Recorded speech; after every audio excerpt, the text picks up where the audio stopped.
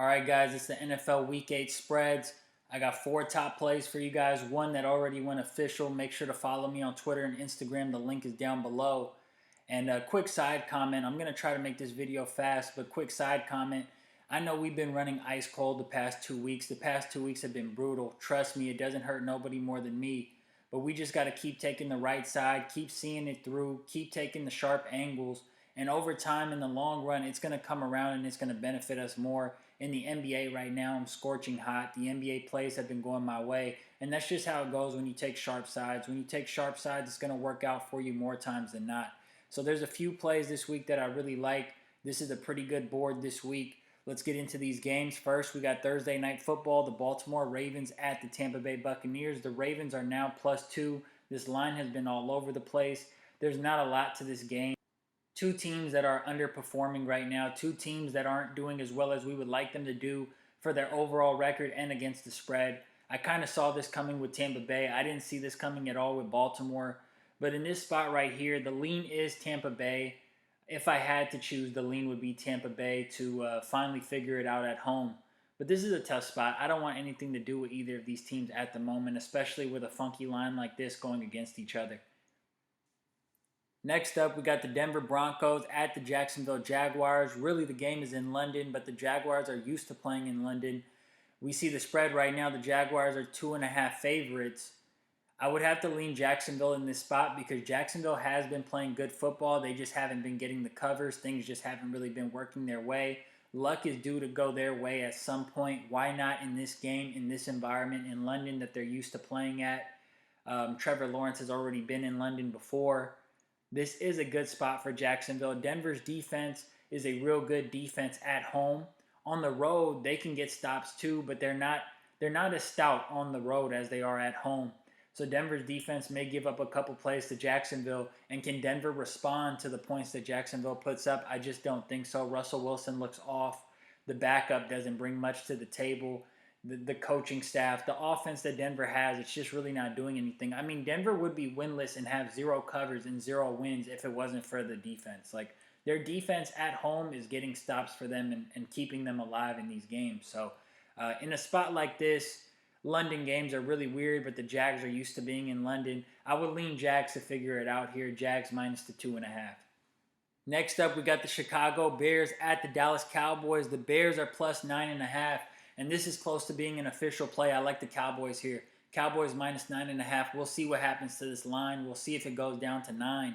It's been stuck at about 9.5 right now for a little while. I got no problem with it at 9.5. I could see the Cowboys winning by 10 easily.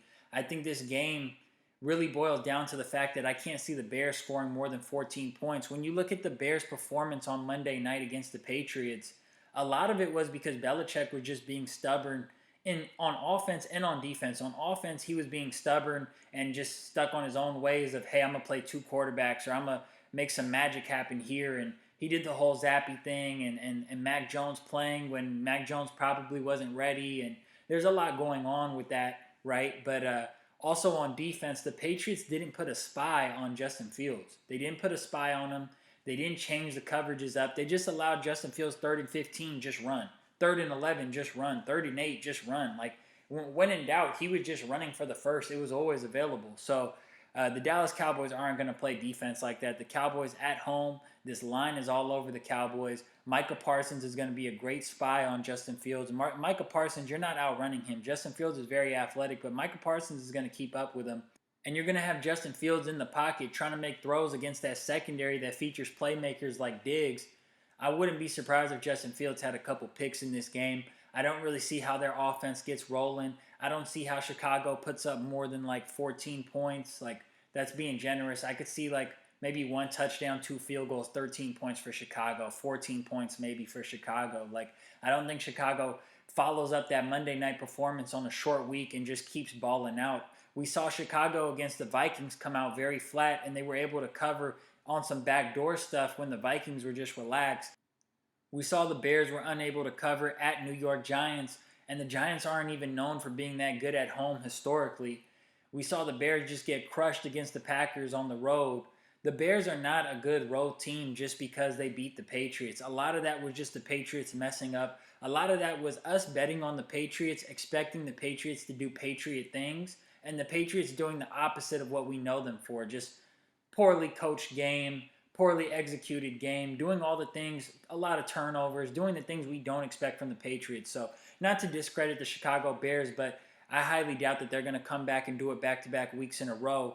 And Dak Prescott getting another week at home, he already put the stinker up against Detroit, and they were still able to cover. They can cover whether it's Cooper Rush, they can cover whether it's Dak Prescott, but Prescott getting another week at home, he already put the stinker out there. He already got a feel for NFL pace, for a real game flow. He's getting used to it all, and now he gets another chance to go out there and actually ball. This might be the game where Dak comes out and balls and has that Dak statement game. The offense for Dallas hasn't had that huge explosion game yet, and it might just come this week against the Bears. So I like the Dallas Cowboys minus 9.5. We're getting real close to making it an official. Next up, we got the Las Vegas Raiders at the New Orleans Saints. The Raiders are minus 1.5 on the road at the Superdome. And if you like the Raiders, I would wait because this line is dropping. Worst case scenario, the Raiders will go back up to -2. And I really wanted to go Saints in this spot. I'm not going to lie to you guys. I usually do a really good job betting Raider games. I followed the Raiders for a really long time. I have a good pulse for them. I grew up as a Raiders fan, but I'm just a non-biased kind of guy. I'm not somebody who leads with my heart when it comes to sports betting. I'm able to put the bias away and call when the Raiders win and when the Raiders lose.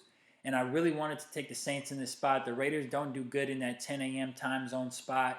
The Raiders don't do good on the road this season. Their covers have been when they're at home. When they're on the road, they did cover at Kansas City.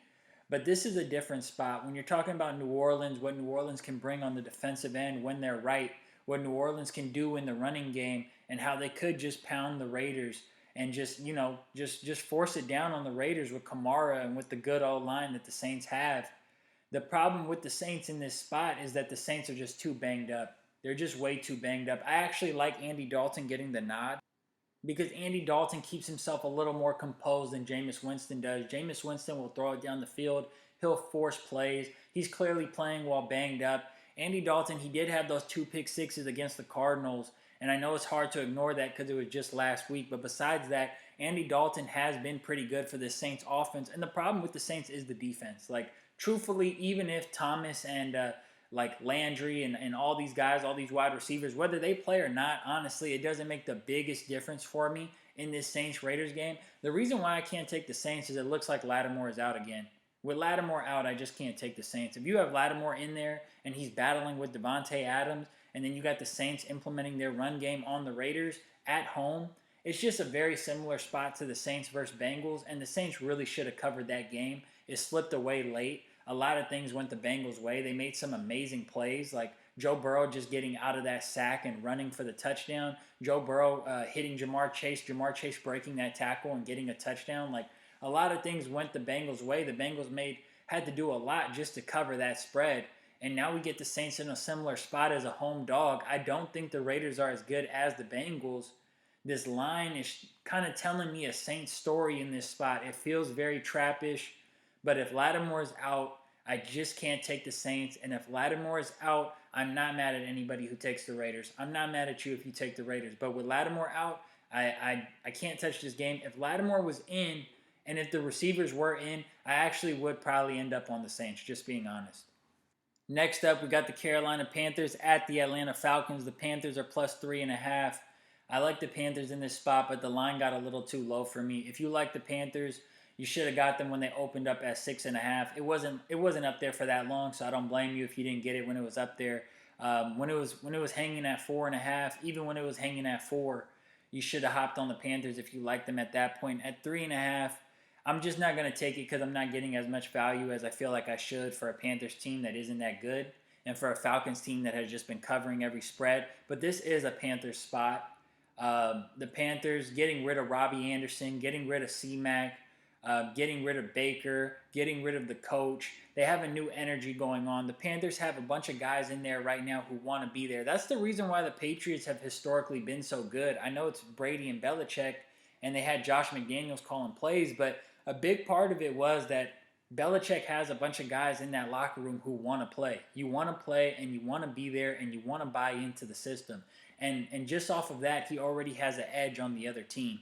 And that's what Carolina, in a weird way, I'm not trying to compare Carolina in no way, shape, or form to the prime New England Patriots. But I'm just saying the Panthers right now, they got a little bit of a mojo going on where everybody who's there is like rallying together. Everybody who's there wants to be together. And you could say that Tampa Bay just got caught slipping against the Panthers, but Tampa Bay got caught slipping against the Steelers the week before. They were supposed to bounce back and pound the Carolina Panthers. So for the Panthers in that spot to beat the Bucs the way that they did, when historically they get crushed by the Bucs since Brady's been there, it was very impressive stuff. And there's just something going on with the Panthers right now where I wouldn't fade them when they're getting a ton of points in a division game.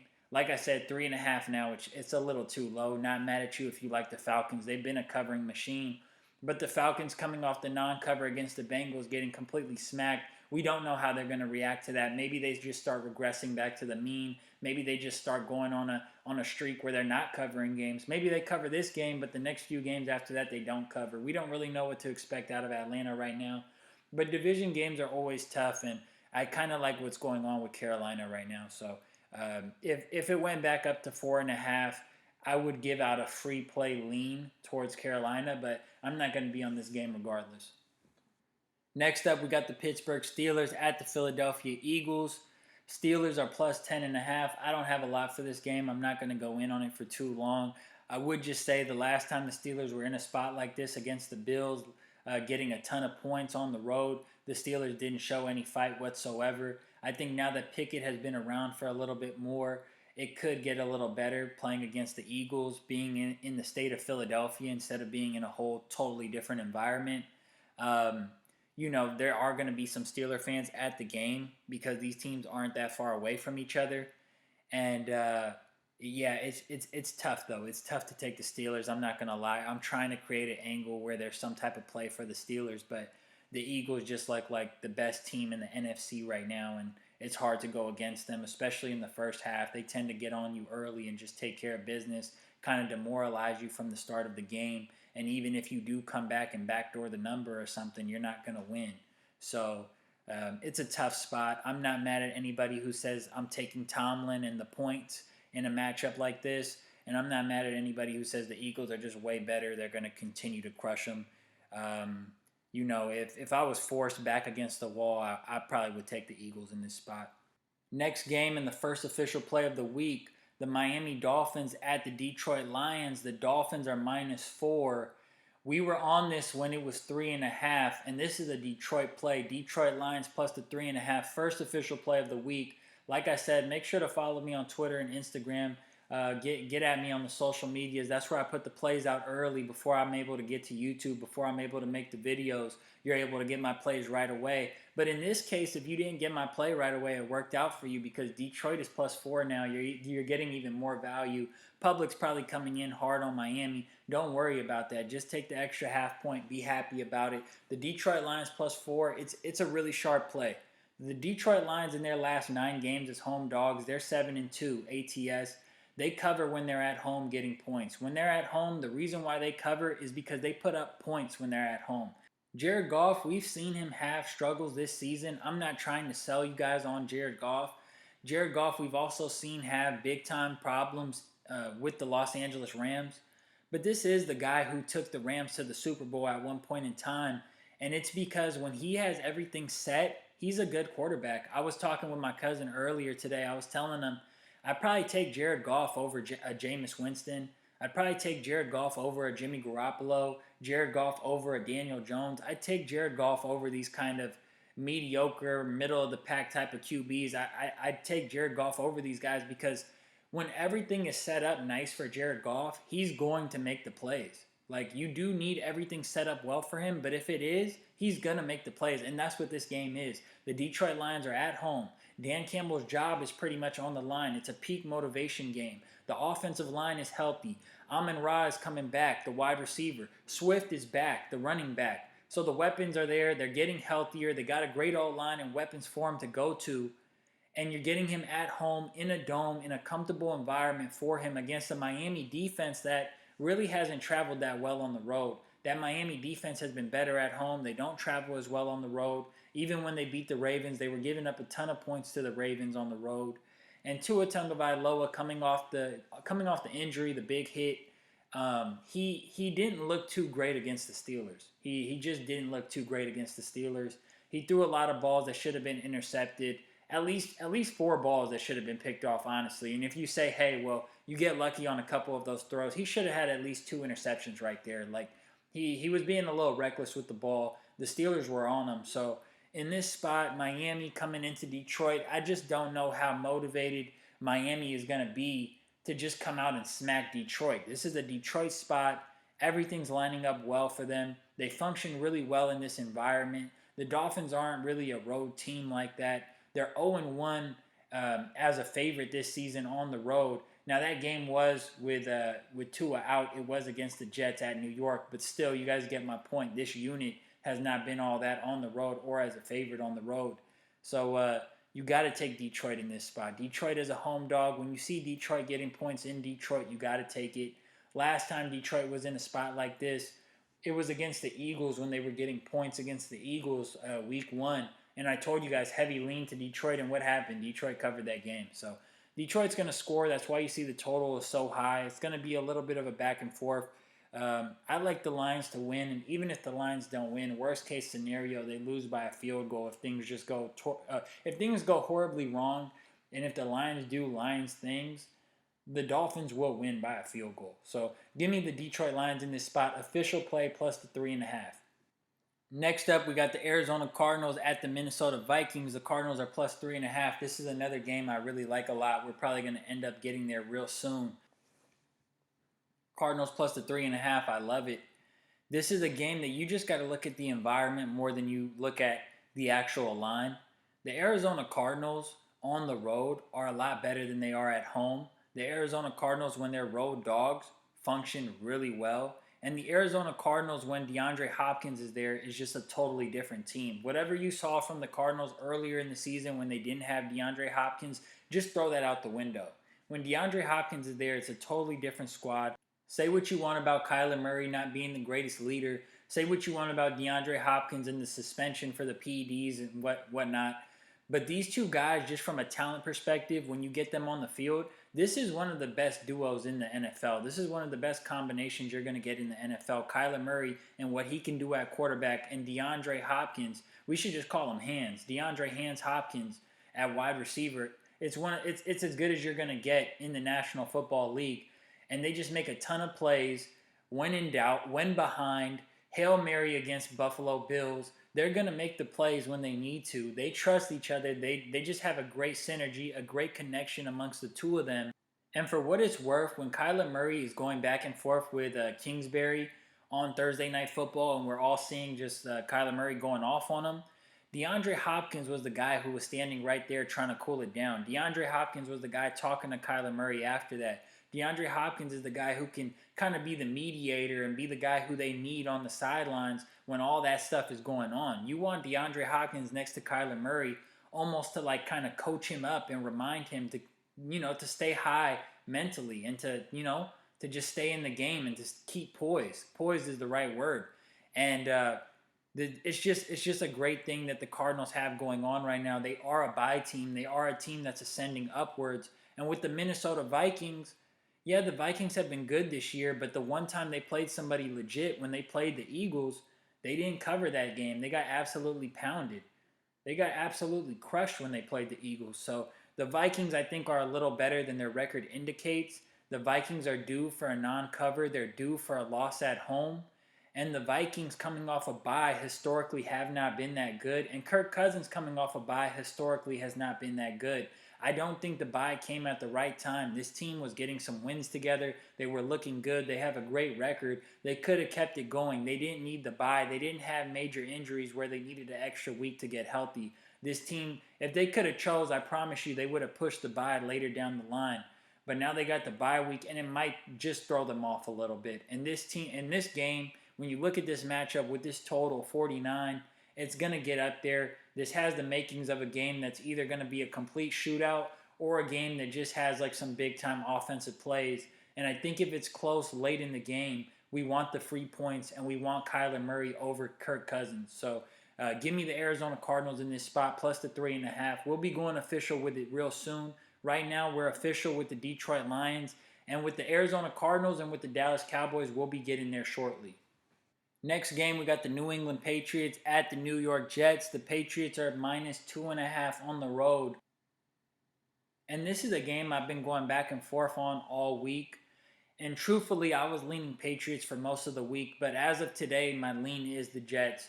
I just think the Patriots have been turning the ball over a little too much. I think the Patriots defense has been a little bit more name brand than actual skill. Now they did a great job against the Lions, and they did an okay job against the Browns. I thought that was more Jacoby Brissett beating himself. But this Patriots team, I just feel like they're not doing as many Patriot things as we expect. Turning the ball over, not getting the timely defensive stops, Belichick causing a quarterback controversy, and Mac Jones. I thought Mac Jones, he was getting a lot of praise by people online. People were saying they should have kept Mac in. Joe Buck and Troy Aikman, especially Aikman, were saying that Mac Jones looks good because Mac Jones was moving around and he was scrambling for 5 yards here and there. I thought Mac Jones looked horrible.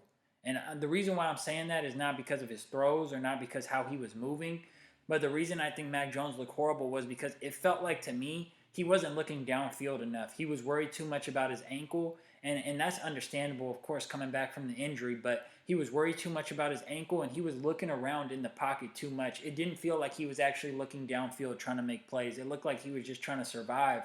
And if you tell the team that you're good and you're ready to go and you go out there ready to play, and the team's expecting you to go out there and take care of business, and you have a good offensive line, you just got to trust that, and you got to go out there and make those throws. But I know it's easier said than done. If you hurt your ankle, you would be worried about it getting hurt again. But I just thought Mac Jones was just seeing ultimate ghost in that pocket, and even when he had time to make throws, he just wasn't doing it. So in this spot, they named Mac Jones the starter. I just don't know what I'm going to get. I don't know if Mac Jones is going to be forcing it or if he's going to play it smart. It's a lot going on. And the Jets, they're on a hot streak right now. Everything's going their way. They're playing great defense, and they don't turn the ball over. I think that the Jets are going to possibly win this turnover battle. And because I think they're going to win the turnover battle, I think the Jets are going to find a way to keep it out of Zach Wilson's hands and scrap up just enough points to come out with the W. And if they don't get the W, this should be like a real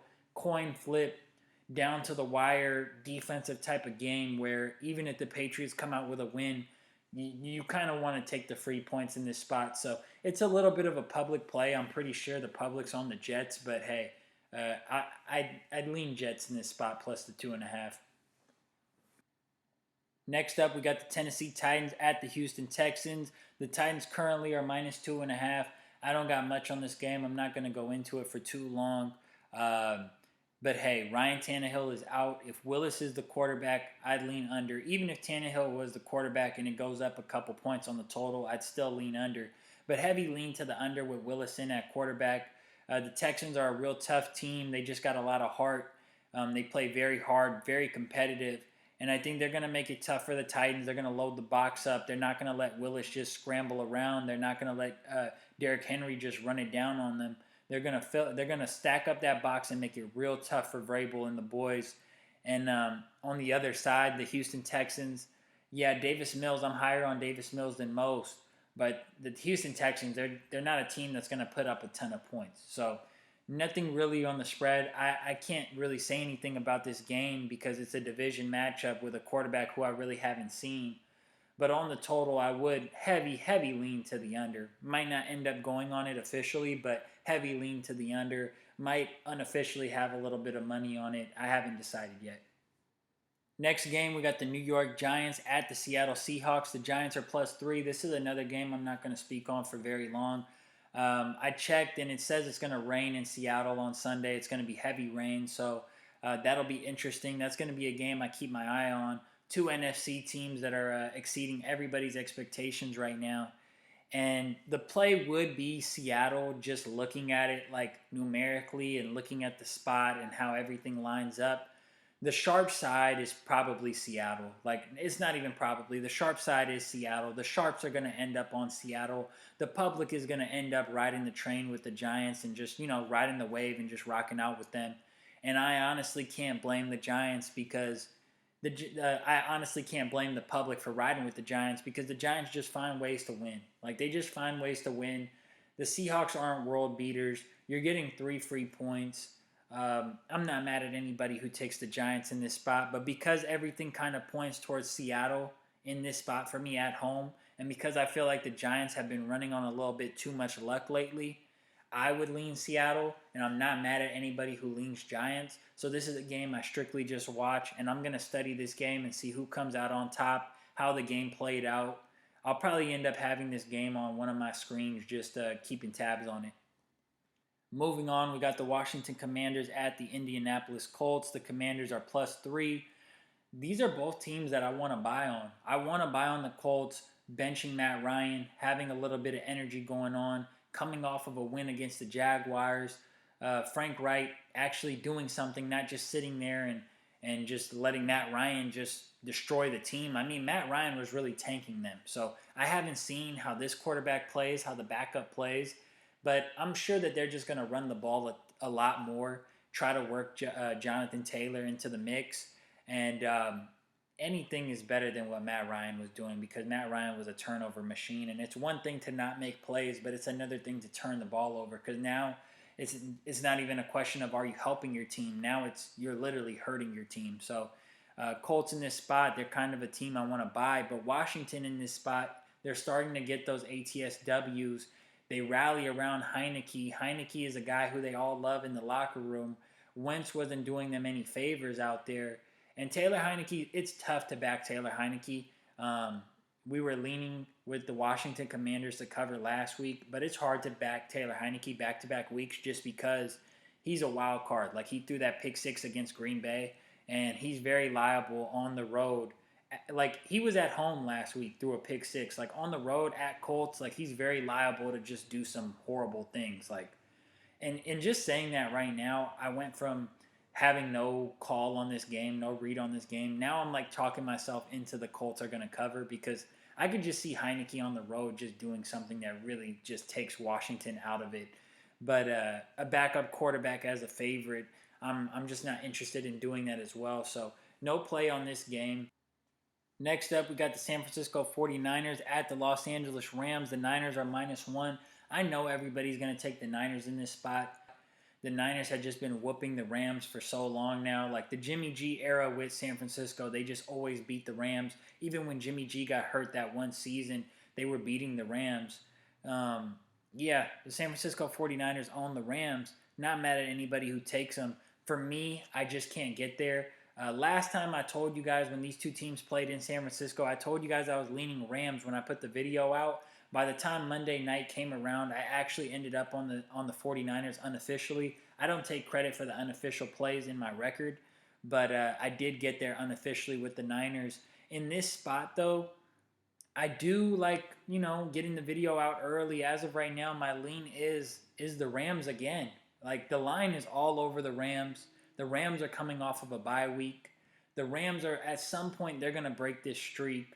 They're at home, the last time they played the Niners at home, it was a close one. They beat the Niners and went to the Super Bowl, and they didn't cover that 3.5, but they won by 3. Like, they were close to covering that. So now that they play them in LA again, this might be the one where they beat them and cover. And you're getting them as a dog. Like, you're getting the Rams as a home dog. Like, it's tough to pass up on, but Stafford just doesn't look right, and the Niners another week to incorporate C-Mac into the mix. I really can't blame anybody who takes the Niners in this spot. The Niners, they do just own the Rams. Now that I'm talking about it, it's like I'm talking myself into the Niners. This is another spot I'm kind of talking myself into, but the line is just all over the Rams, and if there's any time that the Rams are going to break this streak, it is now. So talking it out loud right now, I'm going to say this. The play is the San Francisco 49ers, but with caution. Like, with caution. Like, don't be surprised if this is the time where the Rams get them and the Rams get over the hump. Like, this is a game that I might end up unofficially on the Niners. If I really see some things that I like, maybe I end up on the Niners officially on Twitter. I might put that play out. But as of right now, heavy lean to the Niners with caution. Last two games, Sunday Night Football. We got the Green Bay Packers at the Buffalo Bills. The Packers are plus 10. And this is another play I love. Buffalo Bills minus the 10. Give it to me.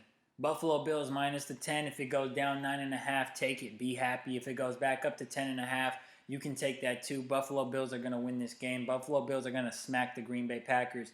The Green Bay Packers are going to get crushed in this game. Why? Because the Buffalo Bills come out strong at home.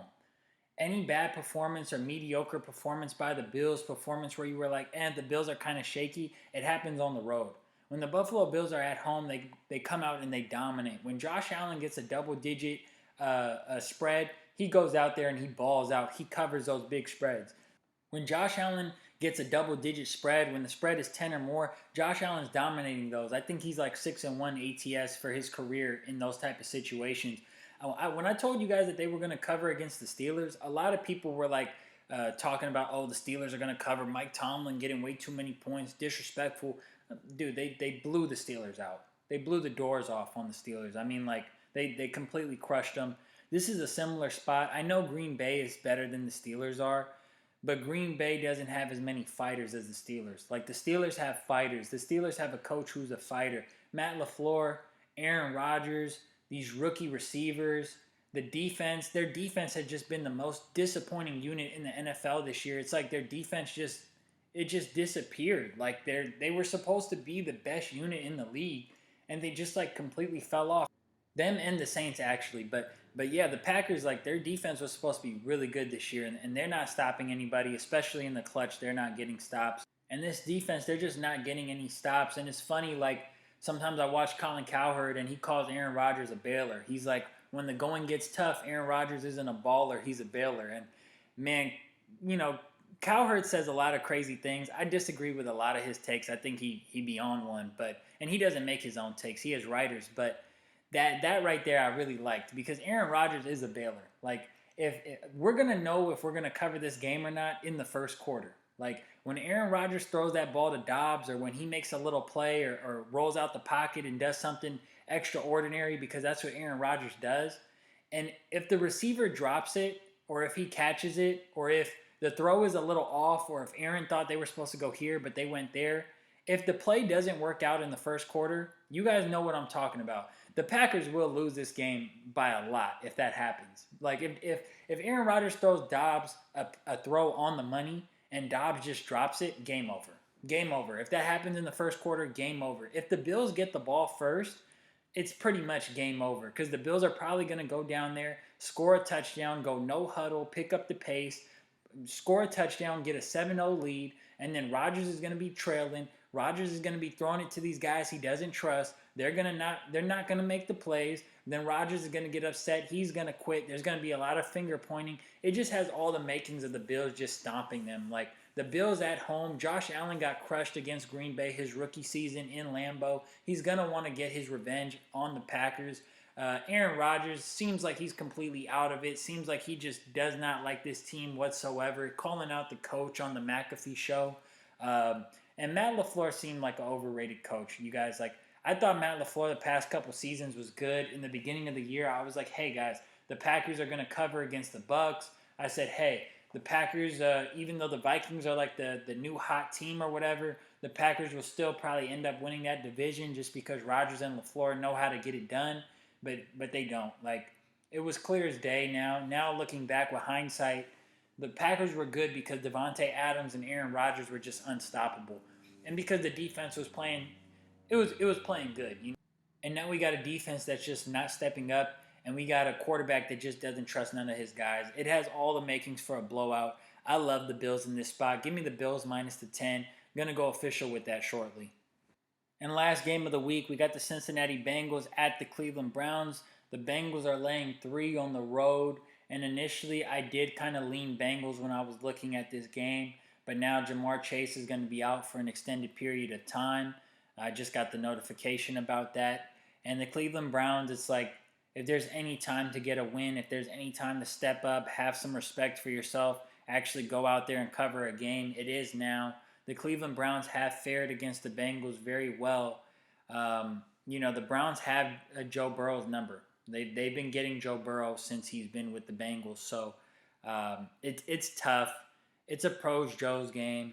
Everybody's going to be on the Bengals. The Sharps are going to be on the Browns getting points at home. It's a nasty pick. You don't really want to do it. You want to hold your nose when you're taking the Browns in this spot. The Browns have burned us a couple times this season, betting on them and betting against them.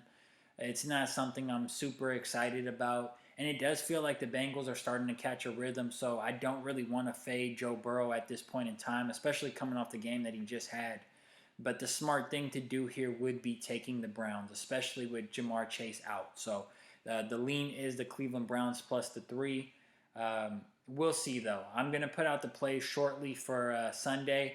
And if we do end up getting on this game, if we do end up taking the Browns on Monday night, we'll see. But for now, we got one official play, the Detroit Lions plus the 3.5 or the 4, whatever you can get. I do like the Buffalo Bills minus the 10 on Sunday night. I do like the Dallas Cowboys minus 9.5 against the Bears, hosting the Bears. And I like the Cardinals on the road getting the points at Minnesota. I think those are 4 great spots. There are a few leans that you guys heard in the video, like the leans to the under in the Houston game. Lean to the under in the Patriots and Jets as well. But this is shaping up to be a real good week. I'm excited about this week. We're going to bounce back. We're going to do a lot better, guys. Just stay the course over the course of time. Taking these sharp sides are going to work out for us, and we are going to end up on top. NBA is going really well for me. Make sure to follow me on Twitter and Instagram so you could get those plays as well. Make sure to like, comment, and subscribe. Share the videos, please. Thank you guys always. Until next time, peace.